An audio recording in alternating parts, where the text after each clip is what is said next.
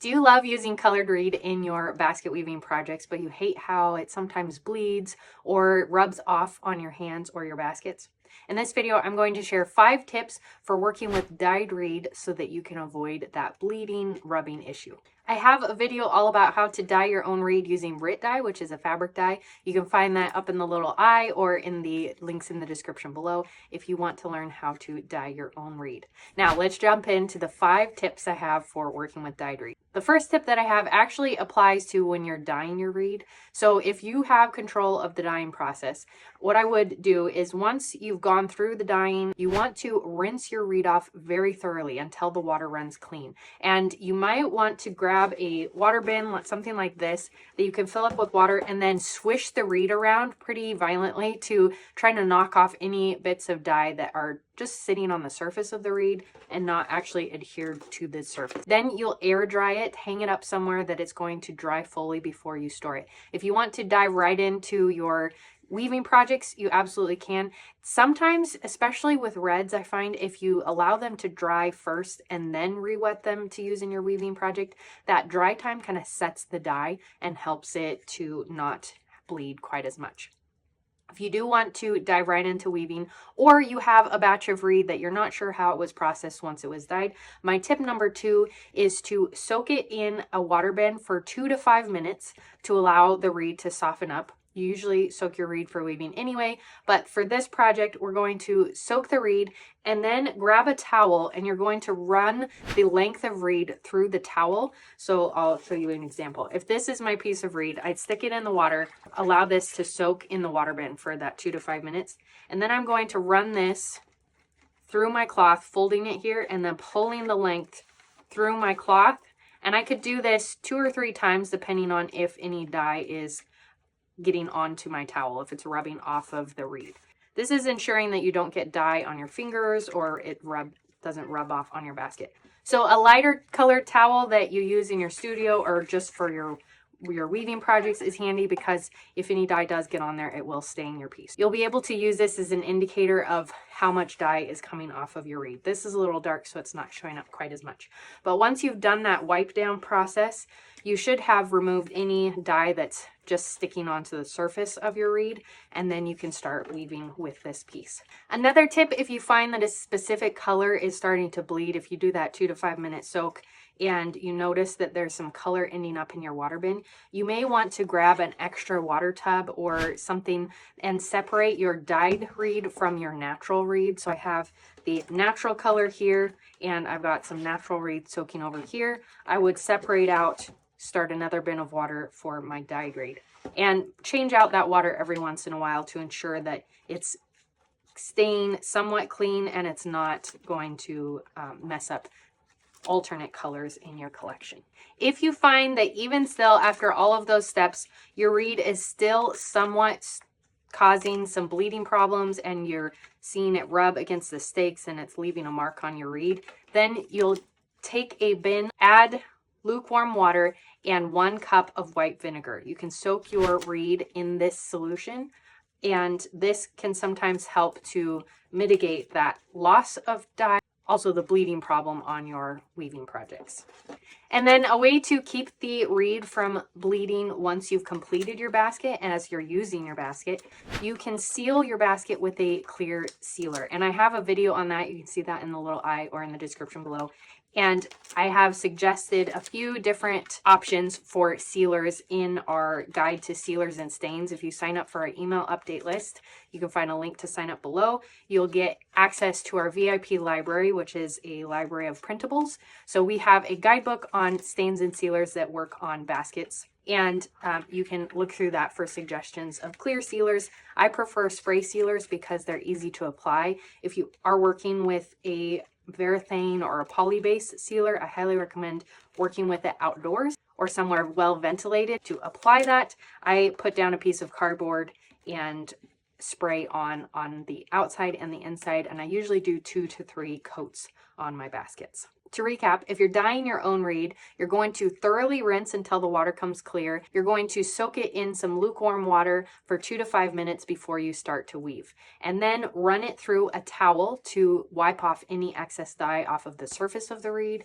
If you pull the full length through your towel 2 to 3 times, that should rub it clean, and then you can start to weave with it. Then as you're working, separate your water bin. So you have a bin of water for your natural reed and a bin of water for your dyed reeds. Lastly, if you finish your basket with dyed reed, go ahead and seal it with a clear spray sealer. Now I want to show you how to incorporate some dyed reed into this basket. This is the beginning of a bean pot basket. I'm going to do this as a plant pot instead of a bean pot, but I want to show you how to incorporate dyed reed into the walls of your basket. So I worked the bottom, the spokes, and the round reed and some of the walls here in the natural reed color.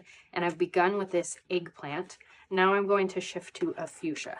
And I'm working in this reed. This is a RIT dyed purple, this first color, and this is the color eggplant actually.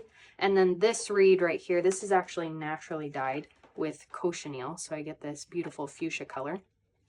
So when I incorporate dyed reed or any type of reed into a basket, I'm going to go backwards 4 stakes. So I overlap 4 stakes. And I'm going to work in 3 rows of each color here. So I did the purple. I'm going to do 2 to 3 rows, depending on the design that I want, of this fuchsia. So I've overlapped 4 stakes, tucking it behind this 4th stake to the left so that I have a nice amount of overlap. And that is a typical step to take when you're weaving baskets to ensure that your reed doesn't slide out of the basket. Now I'm weaving in an over-under pattern. If you want to learn how to weave the bean pot basket, I have a full series on how to do that. I'll link that in the description below. I'm weaving around, playing with the tension. I'm incorporating an over 2 right here as a stair step and continuing that pattern around.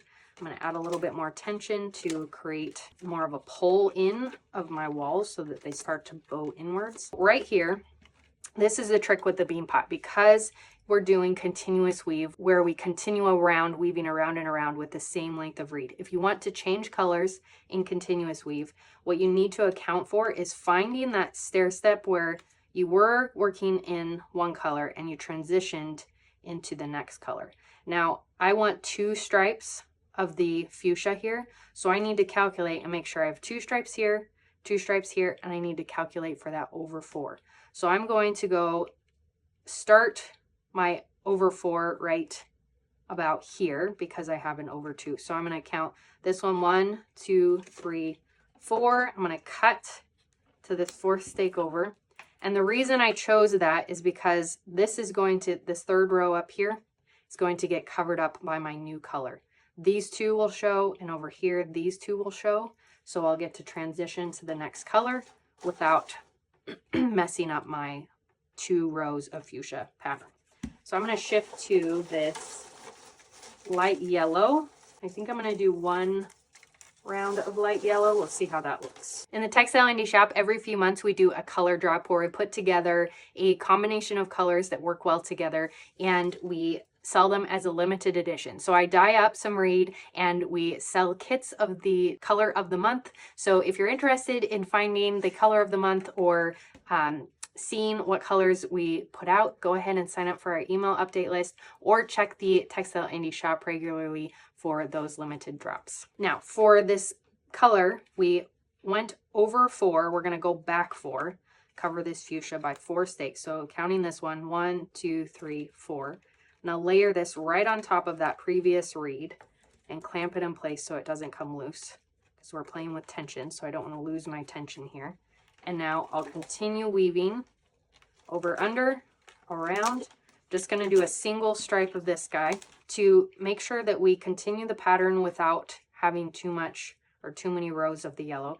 I'm going to go over 4 more beyond where I needed to stop. So my single row ended here, but I need to count 4 over, end on the outside of a stake, and then I'll take a new piece, going back to the fuchsia, and I'm going to count back 4, 1, 2, 3, 4, go behind that one, over, and then back on pattern. Now, using the tips we talked about earlier in the video, if I was noticing that this reed was beginning to bleed or I was having problems with it rubbing off on my stakes, then I would soak it in the water for a few minutes, run it through my towel. So far, I haven't seen any bleeding from this reed specifically, which is nice. I do find that blues and reds tend to rub off the most or bleed the most. Reds seem to kind of drip down the basket more often, where blues and sometimes even dark greens can start to rub off on your hands and on the work as you're weaving.